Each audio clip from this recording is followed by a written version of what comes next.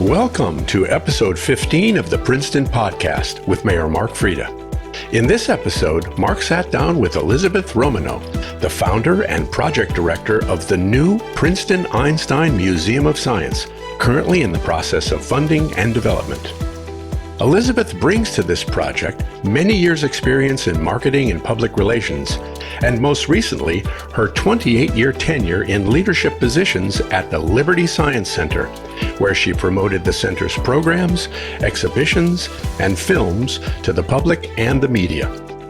This is a very exciting episode, so without any further introduction, let's join Mark Freda and Elizabeth Romanaux for episode 15 of the Princeton Podcast.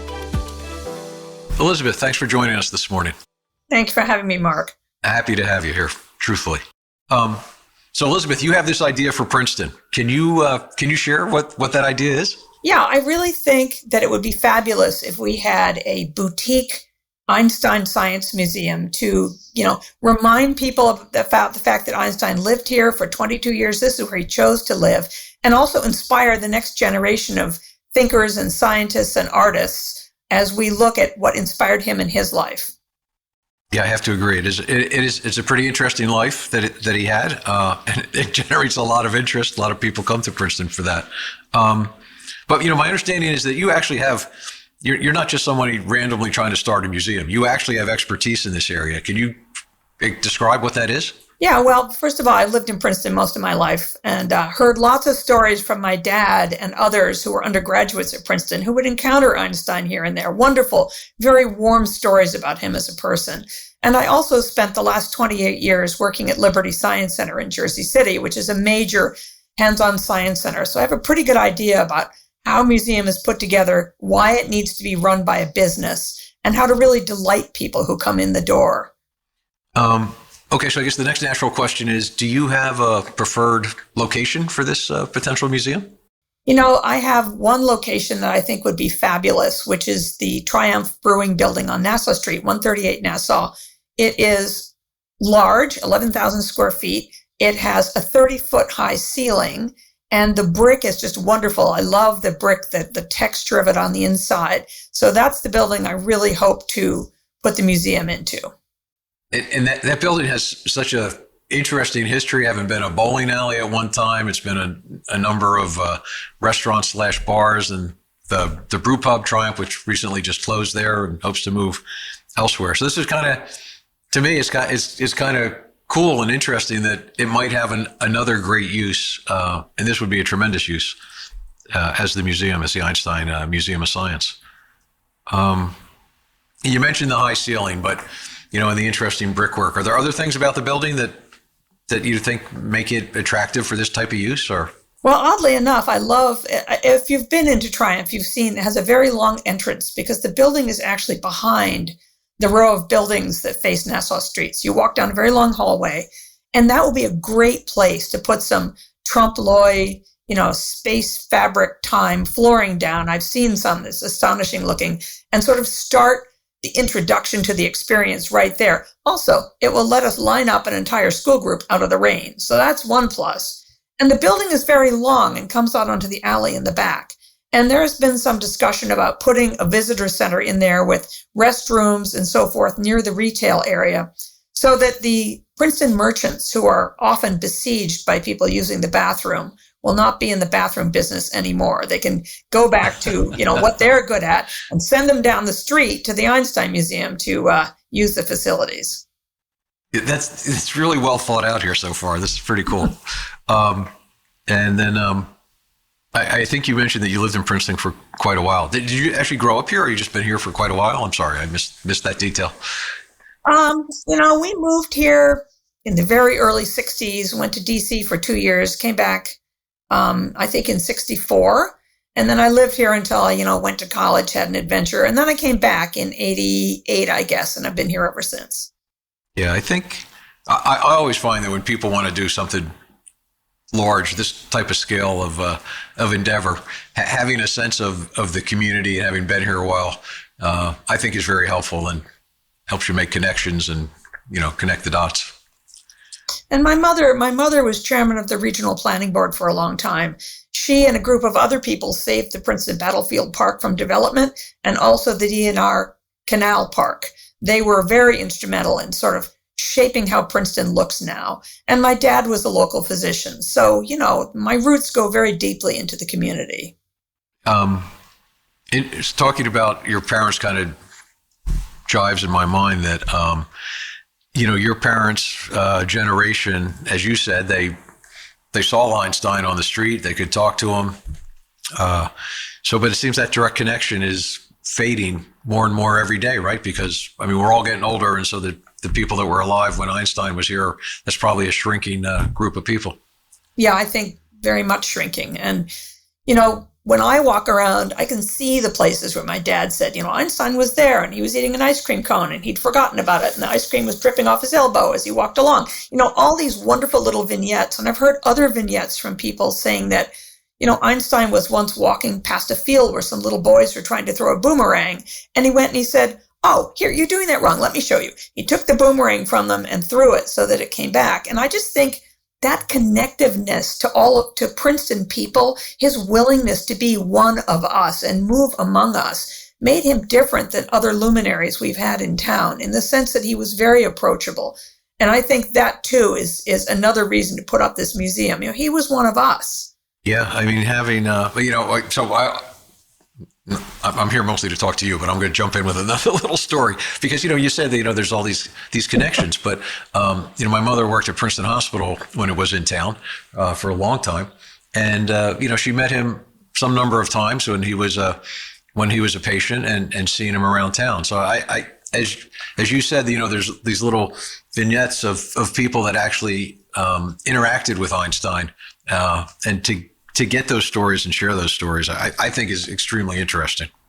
Yeah, and the Historical Society, has a lot of Einstein furniture. They're really going to interpret Einstein in a different way. So I'm trying to really think about his science. And the reason to do that is we always need the next generation of young scientists and technologists, to inspire kids, to get them to take the classes, to, get their parents thinking more broadly about what their kids could do. And also, Einstein was a super creative guy. He used, in a sense, someone said to me once, well, he was an artist. He used pictures in his head to figure out problems. I think that's a very interesting concept. So the Historical Society will interpret sort of Einstein's life, and we're going to interpret his persona, his thinking, his creativity. So we're going to do it together, I hope. Yeah.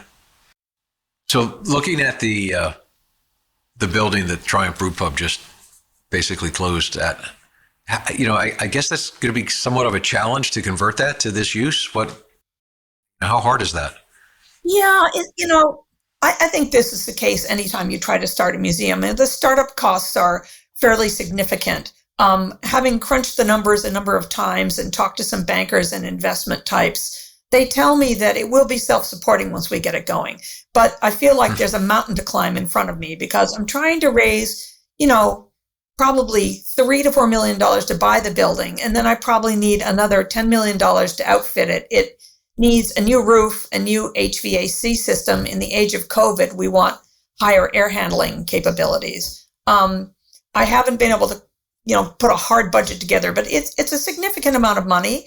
On the other hand, it's the payback to the town and the merchants and even central New Jersey, I think is going to be large, and we'll be very happy down the road that we did this. We made the investment. Were there approvals or agreements that you needed to get from either Einstein's living relatives or other entities that might hold any kind of rights or anything to his, image or whatever? Yeah, so that was the first thing I did. It turns out that the Hebrew University in Jerusalem holds the rights to his some of his images and his name and so forth. But in New Jersey, those rights expire 50 years after a person dies. So Einstein's been dead 66 years now, give or take. I don't know what month he died. So we're fine on that. We can use his name and his persona. I did write to the Hebrew University, introduce myself and tell them what we're doing just so that everybody knows what we're up to. I also contacted Einstein's family in Germany and also in the U.S. And the woman in the U.S. actually came to see me and you actually one morning. We sat outside of Triumph out of Small World Coffee, and met, and she was delighted and interested in the project. And I also, the German cousins also said, fine, because this is not a shrine to Einstein, which he did not want. This is an exploration of his ideas. Yeah. No, and I do remember that we sat there, and it was a very nice conversation, very nice people. Yeah, very warm. Mm-hmm. So, yeah, no, you've done a lot of legwork already. That is for sure. Looking at you have a website set up, which people can go to, but you list a number of people there. People that could be, I guess, on a board. You have advocates. Can you share like maybe who some of the people are and what they're might be willing to do? So if listeners want to go to PrincetonEinsteinMuseum.org, they can kind of poke around and see what's there. We have 3 different groups of people. We have trustees, who are the people who are sort of managing the development on a day-to-day basis. We have advisors, and those are the people I can ask if I have questions about things. So we have a retired architect. We have someone who used to be a major fundraiser for PBS in New York City. We have a woman who teaches middle school science to a former Abbott District school in Orange, New Jersey. So all of those people can kind of advise us on, questions I may have. And then we have our advocates, which are kind of the top level people who have agreed to lend their name and their expertise to this project. And they include 2 Nobel Prize winning physicists at the university, Jim Peebles and Joe Taylor, and also the chair of the Department of Art at Princeton, Rachel Delow, has been very interested in this because we want to use some art to help interpret Einstein's work. She and I had coffee also at Small World. It's like my little office down there. And also recently, we have had some people join us from Harvard and MIT who are interested in the project. So I would say people are universally interested in doing this. It's just a question of, as I said, climbing up that mountain. Yeah. Well, I think any really good idea obviously takes a certain amount of get momentum to a certain place. I mean, but this is a large undertaking for sure.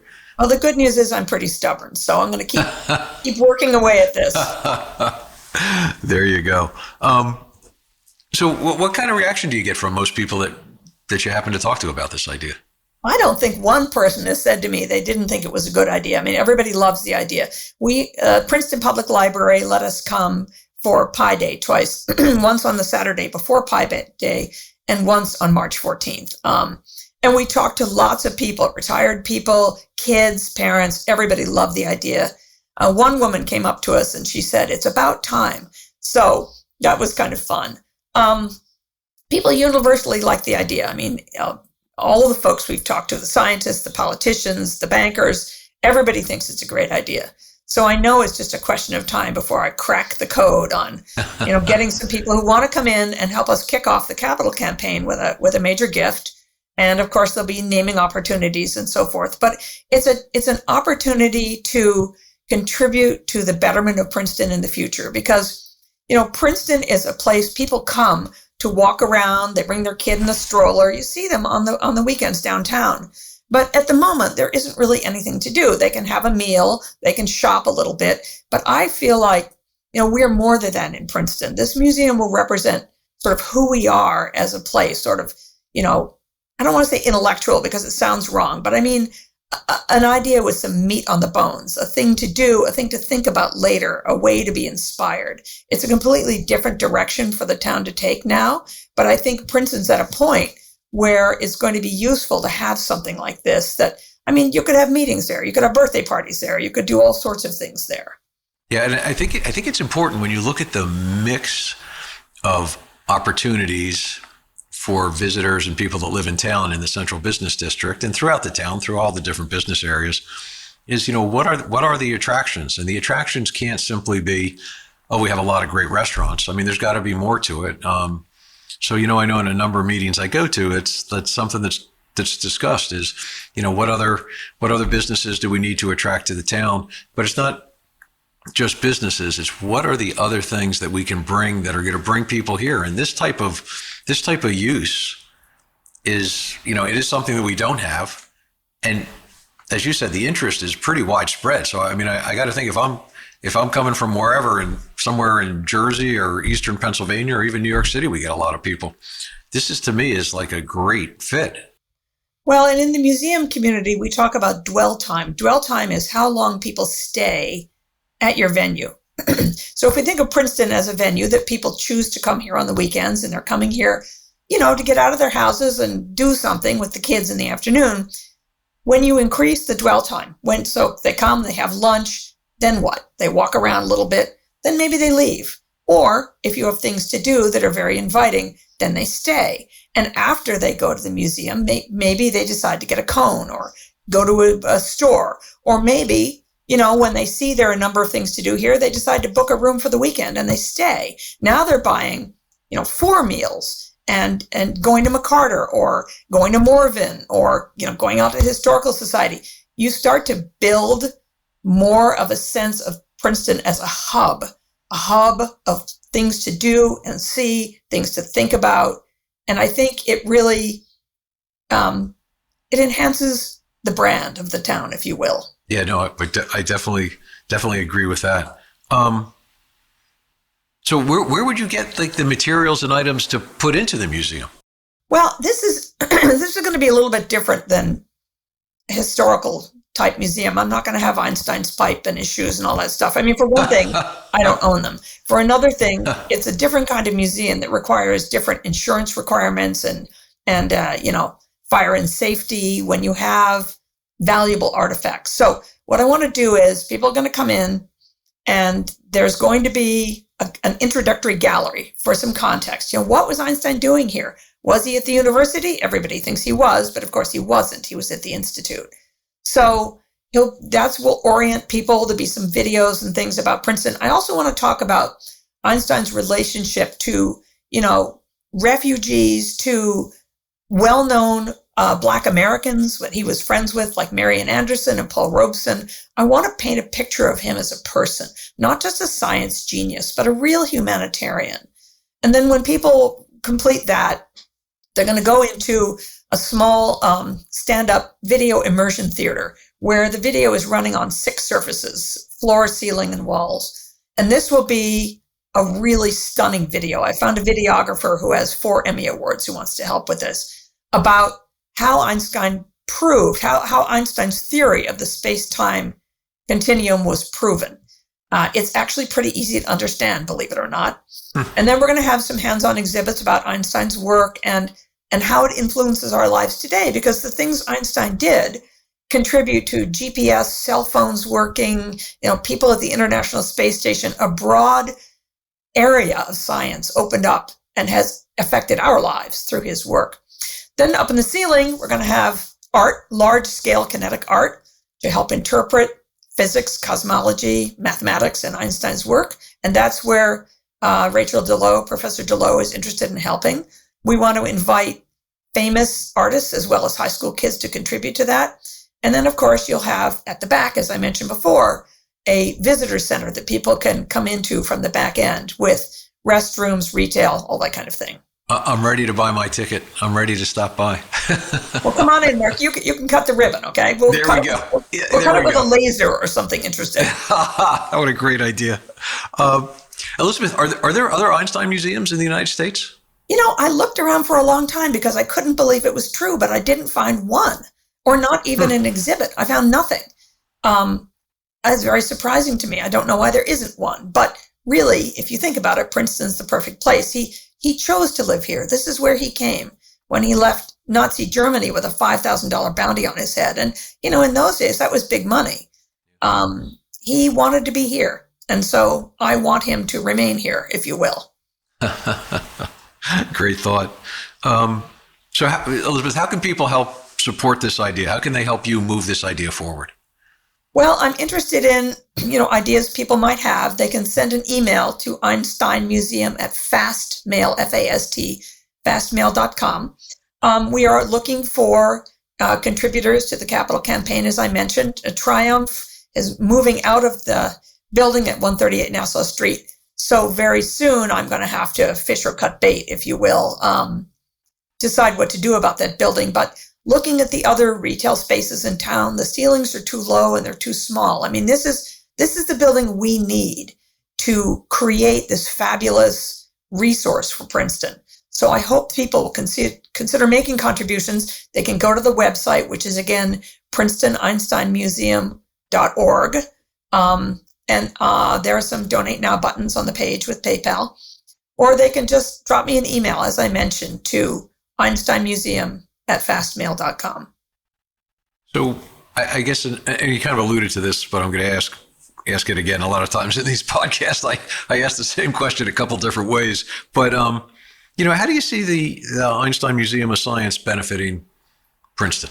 I think there are a lot of ways it's going to benefit the town. I mean, first of all, just looking at school children in the greater central New Jersey area, it's too long and too far to go up to Liberty Science Center. I know because I commuted. It was 3 hours round trip often. It's too far to go down to the Franklin. So we need our own science museum in the area. Princeton and the area is heavily reliant on people who are skilled in the STEM area. So science, technology, engineering, and mathematics. We help ourselves when we develop continuity in the community of scientists in the area. And for field trips and things like that. I hope that it will generate enough revenue for other merchants, and other interesting store types will pop up. I hope that it will begin to contribute to the tax base in town through a tourist tax or something else like that. We might want to impose upon places such as this museum. And again, I think it's really going to help with putting us on the map. I mean, I will tell you all that I did public relations for museums for a long time. I did the opening of Ellis Island way back in the day. And I can guarantee that this museum will make, global news when it opens. It's going to be interesting, colorful, fun, exciting. I don't ever want to do anything boring. I always want to do something amazing. So I hope that it will make Princeton more amazing and more vibrant place to live. Yeah, well, I have to agree with you that I think it would, and it's just interesting because of what it is and what it will be. But there's really nothing like this in Princeton right now. So yeah, when the art museum reopens at the university, that obviously is a big draw and very interesting to people. There are definitely things to do. Bainbridge House is there. You can go to Morven. There are a lot of things to do. But in terms of being right on Nassau Street, right across from the university, and being a hands-on science museum appropriate for kids, we're going to shoot at ages 8 and up. There's nothing that really aligns with that right now. Yeah, and I think the whole idea about the attractiveness of teaching, so to speak, science to young adults and to anyone else that's interested, right? Any adult could stop by. I stopped at the library the one day that you were there. Around Pi Day, and you had I forget what the setup was, but it was something where people, I think it, like what happened to their voice or something as they got closer to a black hole or sound waves. Sorry that I don't remember exactly, but I just remember how cool this was. So, well, we developed a small prototype desktop exhibit that I want to take around. If people are interested in funding or just want to know more about the museum, I'm happy to meet them somewhere or come to where they are, or they can come to where I am. It is a round black speaker. That is our black hole. And we have an iPad I developed with someone who writes software, which is not me. An exhibit where when you move the iPad closer to the black hole, their narration slows way down and stops, because when you approach a black hole, all waveforms basically stop because they're influenced by the very, very strong gravity at the black hole. So kids loved walking up and hearing the voice go very slow, and then they walk away and the pace picks up again. And they got it. They understood what was happening there. That's the kind of experience I want to have. Kids can understand. I learned at Liberty Science Center, kids can understand more than you think they can. Yeah. Kids are remarkable little sponges. So I don't ever want to talk down to them. I want to tell them the real science in a way that they can understand it. And there was something I used to aim for at the Science Center, which I called brain candy. You want that aha moment where people are sort of delighted by a new concept or idea, and they walk away and think about it afterwards. So brain candy is what I want to give people. I want to give them something sweet inside of their heads that they can mull over for a while and maybe read up on later or investigate. because that is the beginning of sort of investigational natures in people, is that they say, wait a minute, that was cool. So that really is where I want to go. Yeah, I hear you. I love hearing the enthusiasm, and this is also well thought out, Elizabeth. I mean, this is so impressive, and I really hope that this is going to be successful for a lot of reasons. Well, I hope so too. And there's no downside on trying to do this. I mean, really, it would be so good for the town. I just need to crack that nut and find the right people. But if nothing else, we're sort of spreading the word about Einstein in Princeton, and there are a lot of people around the world. I mean, I spoke to the woman who's trying to start an Einstein museum in Ulm, Germany, where he was born. And, she also is very intrigued. And there is some chance we may share some exhibit development costs to kind of keep the cost down and so forth. So I have spoken to literally hundreds of people, and every one of them thinks this is a good idea. So I feel excited about it. Right. Well, I hope this podcast helps to get the word out, and everyone that's listening, if you know people that have the means, the connections, are good at raising money, I mean, share what you're hearing here today, right? Absolutely. And Mark, I want to thank you for your leadership as mayor. I think it's really fabulous that you've embraced this idea and that we're going to do something good for the town. Yeah. Well, I mean, at the end of the day, as mayor, but just as somebody that lives here, you always hope that you help promote the ideas that in the long run are going to be good for the town. And Elizabeth, I really have to firmly say that I just see this as being such an asset to the town if this can happen. This is, on so many levels, this is going to just be so helpful to have in our downtown. Yeah, I think people will be surprised at how great it is, frankly. Yeah. Thank you, Mark. Yeah, it's one of those things people look at several years after it opens and go, man, why didn't somebody think of that sooner? Yeah, that's exactly what's going to happen. That's right. Yeah. Yep. All right. So they can go, again, people can go to the website. They can or contact you directly. You've said that. So, Elizabeth, I really want to thank you for spending time with us today and sharing this fabulous idea with us. Thank you, Mark. I appreciate your support, and I want everyone to join us. So come on in, people. There's lots of room for ideas. Thank you for joining us for episode 15 of the Princeton Podcast, produced as a community service by HG Media, providing audio, video, and website design services here in Princeton since 1999. If you enjoyed this episode of the Princeton Podcast, please share it with your friends, and be sure to subscribe to us on Apple Podcasts, Spotify, Google, Stitcher, or wherever you listen to podcasts.